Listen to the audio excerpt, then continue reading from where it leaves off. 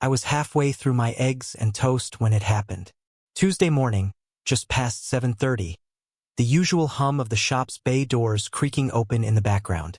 My guys were already rolling in, Jared shooting the breeze about his weekend fishing trip, Mikey nursing his third Red Bull and muttering about brake rotors. Everything felt routine. Until I opened Instagram. I don't usually check stories in the morning, never saw the point. But Ellison had posted something, and lately, every post from her felt like a breadcrumb I had to follow. So, I tapped her profile, expecting maybe a photo of the hotel room she and her sister were staying in, or a beach *T from Atlantic City. Instead, I got blindsided.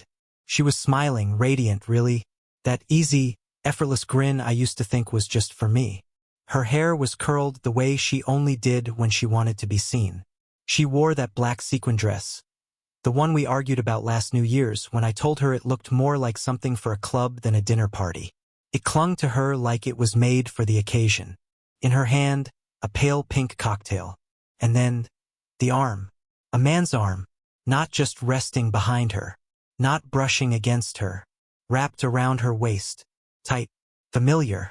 And the kicker? The location tag, Buckley's Bar. I froze. Our shop, was barely a block away from Buckley's. I'd eaten there 100 times.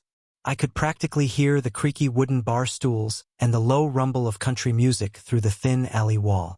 If I had stepped out for lunch yesterday, I might have walked right into that scene. Into her. My heart didn't drop exactly. It clenched, hard and sharp like a fist. I watched the story again. Then again. For times total, looking for something I might have missed. The guy's face wasn't in the frame, just his arm, a portion of a gray sweater, and a gold watch. Nothing I could pin down. But still, something about the way he held her. It didn't look like a joke. It looked like muscle memory. I snapped a screenshot *T without thinking, thumb fumbling against my phone case. My mind raced ahead of my pulse. Was this some friend of Maggie's? A stranger? Why would Ellison let someone touch her like that, much less post it? Had she even noticed the guy's hand when she uploaded it? I typed out a message. Hey, who's the guy in your story? Felt too formal. I deleted it, tried again. That story from Buckley's? Who was that with you? Too passive. I erased that too. Finally, I just wrote what I meant. Whose arm is that around your waist? She replied in under a minute. Not a text though, a voice message. That alone raised a red flag. Ellison rarely sent voice notes unless she wanted her tone to do the heavy lifting. I tapped play. Babe, it was just a joke. Maggie dared me to post it. That guy? He's the bartender, I think. He was leaning in, and it just looked like that. We were messing around. Don't overthink it. She laughed at the end. Forced. A little too loud. A little too bright. Like she was rushing to wrap it all up before I had time to think too hard. I stared at the waveform on the screen after the message ended, waiting as if something else might come through. An I love you, maybe, or a miss you, but nothing followed. I sat back in my chair and tried to shake it off, but my eggs had gone cold, and suddenly the morning sun pouring through the office window felt intrusive. I wanted to believe her. Hell, I did believe her for about 5 minutes. Then doubt crept in through the cracks her voice left behind.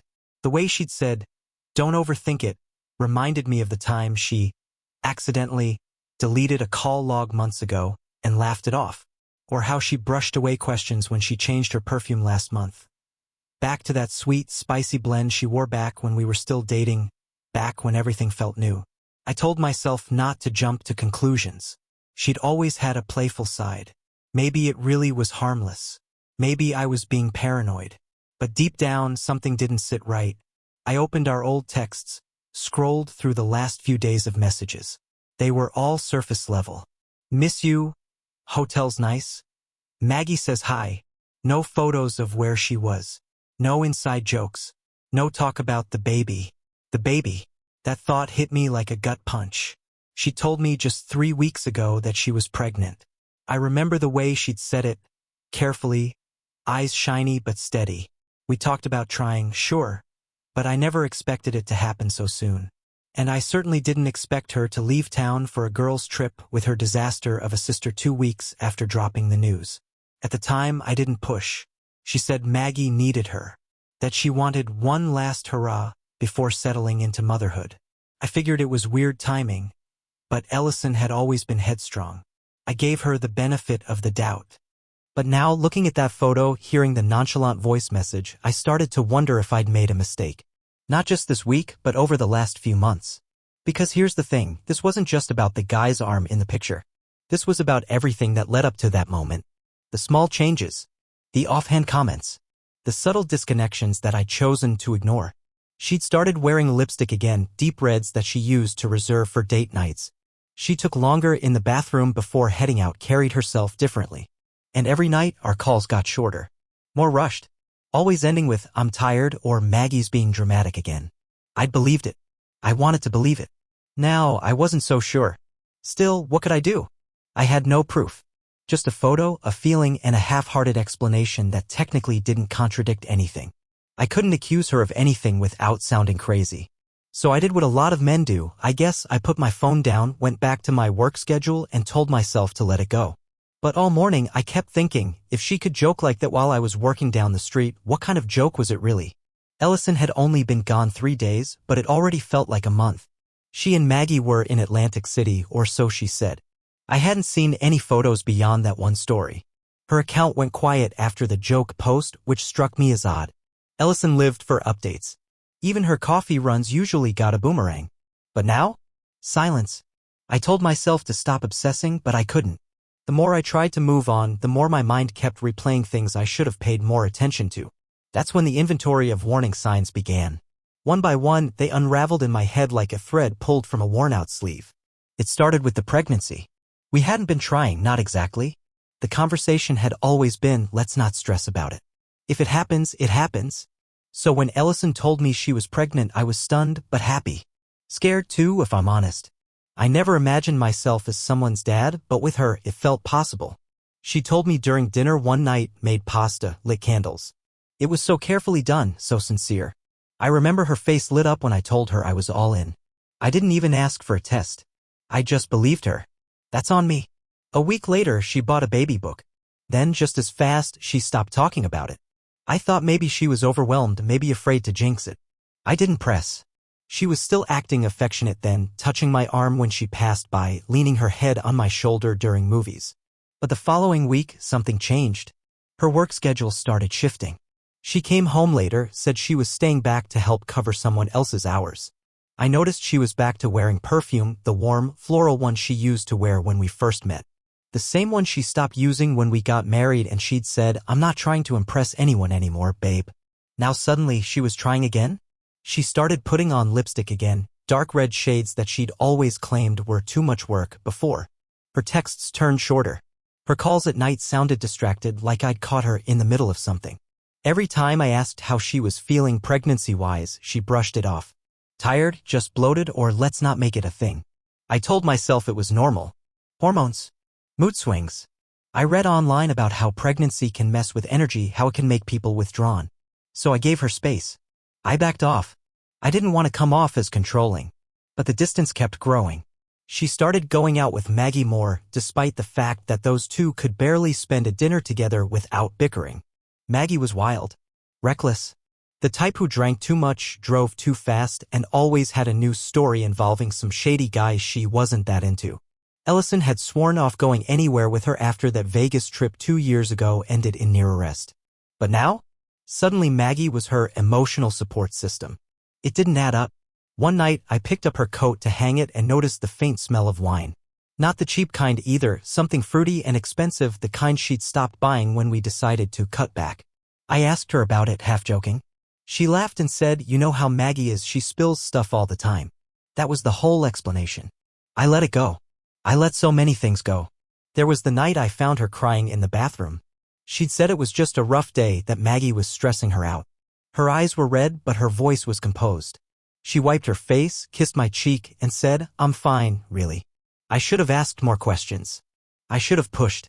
But she made vulnerability seem like a closed door, and I didn't want to be the guy banging on it with a battering ram. Then there was the lingerie. New stuff. Tags still attached. I found them in the back of her drawer when I was looking for her heating pad. Soft blue lace. Not something she would normally pick. Not something I'd ever seen her wear for me. I asked her about it. She shrugged and said I bought it on sale. Haven't worn it yet. A lie? Maybe. But at the time I had no proof. And there was that thing she said the night before her trip, the last night we spent together before she left. We were lying in bed. I reached for her hand and asked, "You sure you're feeling up to this trip? Atlantic City's a lot of walking and late nights." She paused for a beat, then said, "It's not like I'm going to be pregnant forever, Garrett. I want to enjoy this while I can." It was meant to sound lighthearted, I think. But the way she said it stuck with me. Like the pregnancy wasn't real to her. Like it was something floating in theory, not a life inside her. Even after she left, she barely mentioned how she was feeling. I texted, "You getting enough rest?" She replied, "Trying." I sent, "Want me to call before bed?" She replied, "Too tired tonight." She sent one photo the first day, a blurry *T of a seafood platter. No selfie. No Maggie in sight. I asked her if she was having fun. She said it's fine. Not amazing. Not wish you were here. Just fine. I tried to chalk it up to exhaustion. Maybe she was just overwhelmed. Maybe the trip wasn't what she'd expected. I told myself not to spiral. But my gut kept screaming that something was wrong. It didn't help that Maggie was being weird too. She posted a boomerang of a crowded bar on her own story but didn't tag Ellison. And when I messaged to ask how my wife was doing, she replied with, "Ask her." Cold. Detached. Very Maggie. And all of it left me sitting alone in my living room, staring at my phone like it might offer some kind of explanation. I scrolled back through Ellison's texts from the past month, rereading every short answer, every delayed reply, every call that ended too quickly. I thought about the man's arm in that photo. The casual way it clung to her. The way she hadn't even cropped it out or covered it up. She didn't just post it, she made it a story. That meant she looked at it, chose it, and thought it was worth sharing. What kind of wife does that? Or maybe a better question was, what kind of husband ignores it? Because that's what I'd been doing. Ignoring. Rationalizing. Making excuses for her like I was afraid of the truth. And maybe I was. Because if I admitted something was wrong, I'd have to admit I didn't know the woman I married anymore. I was at the shop, wrist deep in the engine bay of an '04 Silverado when my phone buzzed in my pocket. I didn't think much of it. Mondays were always noisy, tools clanging, country radio playing low under the sounds of grinders and impact wrenches. Probably a parts delivery or one of the guys asking for help. But when I wiped my hands and checked, I saw the name Casey Mendez. That name hadn't lit up my screen in at least 2 years. Casey used to work the night shift at a garage across town. We'd partnered up for a few years on after-hours rebuilds, shared beers, and bad stories. Solid guy, trustworthy. We drifted apart after he moved to Jersey, but I knew he had family back here, and apparently he still kept tabs on the neighborhood. His message was short. Saw something you should know about. Sending a clip now. Sorry, man. A clip? I stared at it for a few seconds, unsure if I wanted to open it. My hands were still greasy. My chest was already tight from stress. But curiosity or dread overrode caution. I tapped the thumbnail and let the video play. The footage was grainy, timestamped just 2 nights ago. A wide-angle security cam positioned above the corner entrance of Buckley's bar. I recognized the sidewalk, the old chalkboard sign outside. Even the bartender in the background. I chatted with him during lunch breaks. The video zoomed in slightly. A booth, dimly lit. And there, clear as day, was Ellison. She was sitting on a man's lap. Not beside him. Not leaning on him. On his lap. She was wearing the black dress again. The same one from the story. Legs crossed, drink in hand, her other arm draped loosely around his shoulders. The man, tall, shaved head, probably mid-30s, was stroking her back slowly like it was the most natural thing in the world. I couldn't hear the audio, but I didn't need to. They were laughing. Her mouth wide open in that big, tipsy smile she used to reserve for me. Then, like it was scripted, she leaned in and kissed him. Not a peck. Not a mistake. A kiss that lingered. I paused the video. My thumb hovered over the screen like I could stop time by pressing harder. My stomach dropped like I'd been pushed off a roof. The bay around me faded into white noise. I couldn't hear Mikey yelling about a stripped bolt or the radio anymore. All I could hear was static. That low, nauseating static that comes when your body knows something your brain hasn't caught up to yet. I replayed the video again. Slower. As if some detail might save her.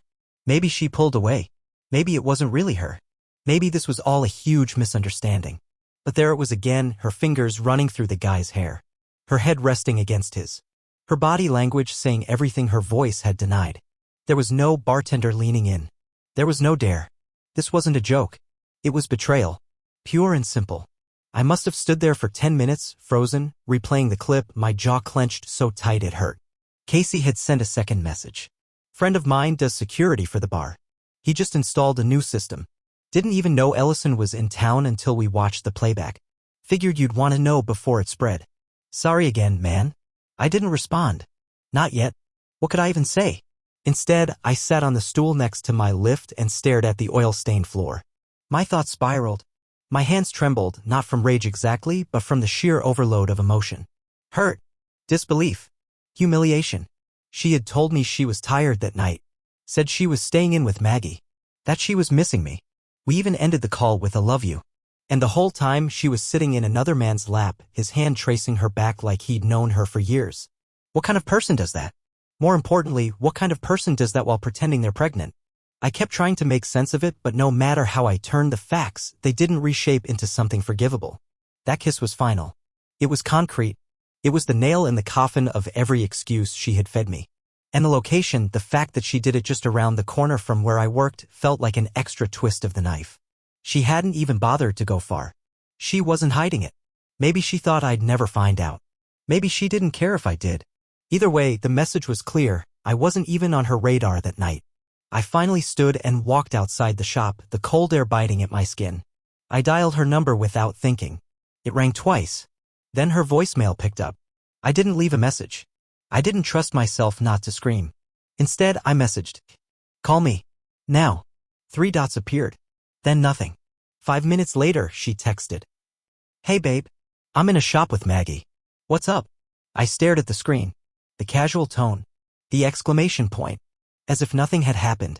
I wanted to call her a liar. I wanted to send the video. But something stopped me. If I showed my hand too early, she'd spin it. She always did. She'd blame alcohol. Say it was Maggie's fault. Say it meant nothing. But it meant something to me. It meant everything. I needed time to process. To decide what came next. Because this wasn't about salvaging a marriage anymore. It was about protecting what was left of my dignity. I walked back inside the shop. Jared took one look at my face and backed off his joke mid-sentence. I nodded once, grabbed my jacket, and left early without explanation. At home, I poured myself a glass of water and sat at the kitchen table. I played the video again. My hands didn't shake this time. My breath was steady. Something inside me had shifted. It wasn't heartbreak anymore. It was clarity. By Tuesday morning, I'd stopped pretending. Stopped pretending that things could be explained away or that there might be some hidden context I was missing. The footage was still on my phone, downloaded and timestamped. I'd watched it at least 20 more times, not because I didn't believe it, but because I couldn't stop myself. Like pressing on a bruise just to feel something. Ellison hadn't called. After I sent the call me text, she went dark. She sent a selfie with Maggie a few hours later, matching sweatshirts, fake smiles, some boutique behind them, and said they were doing a spa day. I didn't reply. I couldn't bring myself to. Because while she soaked in eucalyptus steam rooms, I was drowning in something else entirely. That night, I booked a flight. Last minute. Savannah to Atlantic City. I didn't even pack a bag, just grabbed my wallet, keys, and the sickest pit of rage I'd ever felt. I didn't tell anyone I was going. I didn't know what I planned to say or do when I got there, only that I had to see her. Not for closure. Not for some cinematic confrontation. I just needed to look her in the eye and see if she could still lie to my face. But that moment never came. Because by the time I landed, everything had changed. Her sister Maggie was the one who called me, of all people. I was still at baggage claim when my phone rang. At first, I almost ignored it. Then I saw her name. Garrett, it's bad, she said without preamble. Maggie? My voice cracked. What's going on? She passed out. They brought her to the ER. Something about too much alcohol. I didn't know what else to do. My heart dropped into my shoes. What hospital? She gave me the name. South Jersey Medical. I was in a cab less than 5 minutes later. When I got there, the waiting room was quiet, too clean. I walked in wearing the same grease-stained boots from work, hair still smelling like engine oil. I must have looked out of place because the receptionist flinched when I asked about Ellison. After a minute of typing, she told me where to go. Maggie was pacing in front of the doors to the ER wing, wringing her hands like a teenager waiting for test results. She looked up when I approached, eyes wide. Guilty. She'll be okay, she said quickly. I think. They said alcohol poisoning or something close. Is she awake? She was for a second. Barely. They're running tests now. I nodded, jaw clenched. Then Maggie added, she didn't want me to call you, but I figured you had a right to know. She wouldn't meet my eyes. I could have asked her 1,000 questions, could have demanded the truth about what happened that night, about the guy in the video, about how long she'd known, but none of it mattered anymore. I didn't come here to interrogate Maggie. A nurse emerged about 10 minutes later and motioned for us to sit. She was polite but distant, the way medical professionals are when they've seen too many messes like this. She's stable now, she said. Dehydrated, disoriented, but responsive. I asked the question I hadn't wanted to ask but couldn't stop myself from saying. She's pregnant. How's the baby? The nurse's eyes shifted just slightly. That's when I knew. There's no current pregnancy, she said gently. We ran a blood panel. She hasn't been pregnant for at least a couple of weeks. My world didn't just tilt, it crumbled. What? There's no HCG in her system. Nothing to suggest a current or recent pregnancy within the last 10 days. Possibly longer. I felt like I'd been slapped. Are you sure? I'm afraid so. Maggie looked stunned. She told me she was pregnant. The nurse's voice was calm but firm. She may have been. It's possible she had an early miscarriage and didn't report it. But if so, it wasn't recent. I nodded slowly, thanked her, then walked out into the hallway, leaned against the cold tile wall, and slid down until I was sitting on the floor. My wife wasn't pregnant. And she hadn't been for weeks. And she hadn't told me. She had kept up the lie, let me believe it, used it like a shield, like a smokescreen. She'd let me sit at home, dreaming up baby names, imagining paint swatches for nurseries while she was out kissing strangers in dimly lit bars. It wasn't just betrayal anymore. It was something deeper. Something more calculated. More cruel. She'd let me believe in a life that never existed. I didn't visit her that night. I didn't step foot inside her room. I let Maggie deal with it. Instead, I walked 5 blocks down to a cheap hotel, checked in under my own name, and stared at the ceiling all night, the buzzing of the broken AC unit louder than the thoughts screaming in my head. The next morning, I changed my flight to the earliest one out. I didn't leave a note. Didn't text her. Didn't respond to Maggie's 2 missed calls.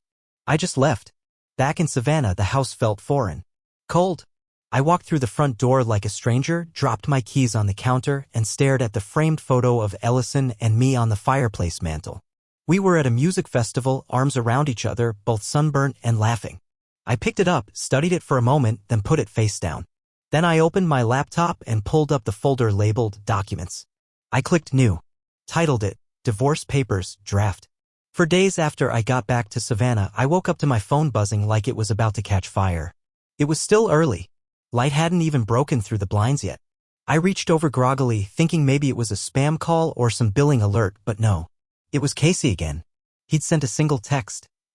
You need to check this out. It's everywhere. Attached was a link. I clicked it, eyes still foggy, half-braced for something mundane. Instead, I was staring at a screen-captured video. My video. The same one Casey had sent me, the security footage from Buckley's, showing Ellison on that guy's lap. Only this version had been cut tighter, zoomed in, and slapped with a dramatic TikTok caption. When your wife says she's on a girls' trip but ends up like this. Overlaid music. Blurred faces except hers. Someone had slowed it down for effect. Paused it right on the kiss.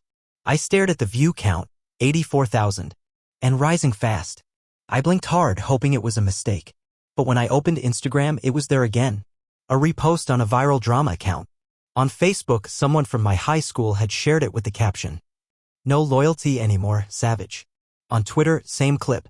Dozens of versions. Different edits, different songs, same result. She had gone viral. We had. I scrolled the comments section, my heart pounding like a jackhammer. Some people were outraged. Poor guy. She looks so comfortable doing it. That's not a mistake. I hope he dumps her publicly. Others turned it into a meme. Girls' trip equals cheat trip. Trust no one in a sparkly dress. I wanted to throw my phone. Or crawl under a rock. But I kept scrolling. I didn't want the attention. I didn't ask for it. I never even intended to share the video. But now the internet had grabbed it with both hands and turned it into a spectacle. I wasn't Garrett anymore. I was the husband. A faceless victim in someone else's content calendar. The first call that morning came from a client, Mrs. Evans. I'd fixed her Hyundai 3 months ago. Garrett, sweetie. she said, voice tender like a grandmother's. I just wanted to say, I saw that awful video going around. If there's anything I can do, bake something, drop by, I'm here. I thanked her, stunned, said I was fine. But she wasn't the last. One by one, friends started calling. Old acquaintances, even folks I hadn't spoken to since high school, messaged to say, hey man, thinking of you. Or, I know we haven't talked in forever, but I'm really sorry. I didn't know what to do with it. At the shop, the guys treaded carefully around me. Jared walked up during lunch with 2 coffees, set one down in front of me without a word, and patted my shoulder like we were at a funeral. Even my regulars, who used to ask about oil changes or tire rotations, started lingering a little longer, looking at me like I might break. But I didn't. In fact, I felt more solid than I had in weeks. Because strangely, this viral storm didn't humiliate me the way I'd feared. If anything, it clarified everything. I wasn't the fool. I wasn't the cheater. I was the guy who stuck around too long trying to hold something together that had already been burned to ash. And the world had seen it. It didn't take long before the ripple reached Ellison. I don't know if she saw the video herself or if someone forwarded it to her. Either way, she dropped off the grid. Her social accounts went dark. No stories, no posts, no updates, just vanished like she'd never existed, which in a way made sense. She'd always cared about image more than reality. And now that the image cracked, she didn't know how to handle the fallout. The only contact that came from her side was a single message relayed through a mutual friend, a girl named Bailey who used to work with Ellison at the yoga studio. She showed up at the shop unexpectedly one afternoon. I was under the hood of a Honda Civic when I saw her standing near the reception desk, fidgeting. Garrett? She said, soft but firm. Bailey, I nodded. Didn't expect to see you.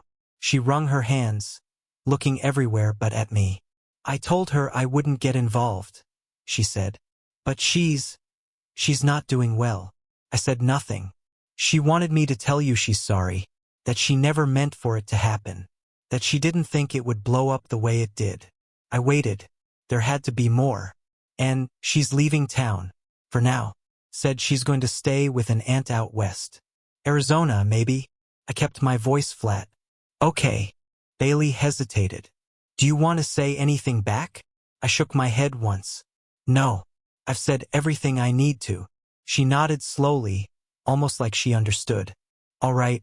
Take care, Garrett. And just like that, she left. That night, I sat at home alone. The world still buzzing. The internet still chewing through the video with reckless abandon. I opened the fridge, closed it, sat on the couch, stared at nothing. For some reason, I pulled out our wedding album, flipped through it slowly. Ellison in her dress, me in my gray suit, our friends holding sparklers. That photo where she was laughing so hard, her veil caught in the wind. Felt like watching strangers. I thought I'd cry, or rage, but instead I just closed the book and set it aside. A notification lit up my phone. Another message. This one from a stranger. Just wanted to say, been through something similar. You're not alone.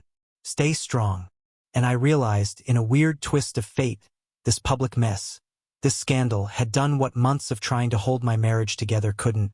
It showed me who I was without her. And for the first time in a long time, I didn't hate the guy looking back in the mirror. The divorce was cleaner than I expected. No dramatic court dates. No endless back and forth over furniture or credit cards. Just signatures and silence. There were no children, no joint investments beyond the house and the business. Ellison didn't fight me for either. She kept the car I'd given her last year. An anniversary gift I'd picked out when I still believed anniversaries meant something. I stayed in the house. Not because of sentiment. Because it was mine before her and I didn't want to hand over one more thing. After she left town, her name stopped showing up. No more texts. No emails. She disappeared like a ghost. The silence wasn't sad. It was peaceful. I'd had enough noise to last me years. I threw myself into the shop. Hired a few more guys. Gave one of the bays to a kid from the local tech school who reminded me of myself 10 years ago, gritty, quiet, but solid. The work was good. Predictable. It gave me something to control when everything else had spun out of my hands. It was months before I considered dating again. And even then, I wasn't looking. Maddie just happened. She was a school librarian. A friend of a friend. We met at a volunteer event putting together bikes for underprivileged kids. I fixed the tires, she read to the little ones sitting nearby. She didn't recognize me from the video. Didn't know about Ellison. Didn't ask weird questions or tiptoe around my past. She laughed at my dumb jokes and told me she liked the way I listened more than I talked. It was slow. Easy. No secrets. For the first time in years, I didn't feel the need to check someone's phone or wonder who was calling after 9 p.m. There was no perfume suddenly reappearing, no strange silences over dinner. Just calm. And calm, I learned, is underrated. 3 years passed. I was standing in the backyard one afternoon, stringing up lights for our wedding, mine and Maddie's, when the past crept back into town. A mutual acquaintance stopped by the shop a few days earlier, dropping off a set of tires and a bit of gossip. "Did you hear?" he said, glancing at me over the hood of a Buick. "Ellison's back in Savannah. Not doing great. Apparently, she was living with a friend, bouncing between part-time jobs. Rumor was she'd applied to 3 different salons and been turned down. The scandal never fully left her. Her sister Maggie? Facing criminal charges for financial fraud. Not shocking. I didn't say much. Just nodded. Changed the subject. Because what was there to say? I didn't tell Maddie. Not out of secrecy, just because it didn't matter. Ellison was a name from a chapter that had already ended. The person I was back then, the man who sat on the kitchen floor watching his marriage dissolve through a phone screen, was gone. The day of our wedding came. No drama. No interruptions. Just sunshine, soft music, and Maddie in a dress that made the whole world seem quiet. During the toast, someone asked what I'd learned from love. I raised my glass, smiled, and said, sometimes losing something opens the door to something better. I meant every word. Ellison never showed up. I wasn't waiting for her. And the man I used to be? He didn't show up either. He'd healed. Moved on. And he'd built something stronger from the wreckage. Something worth toasting.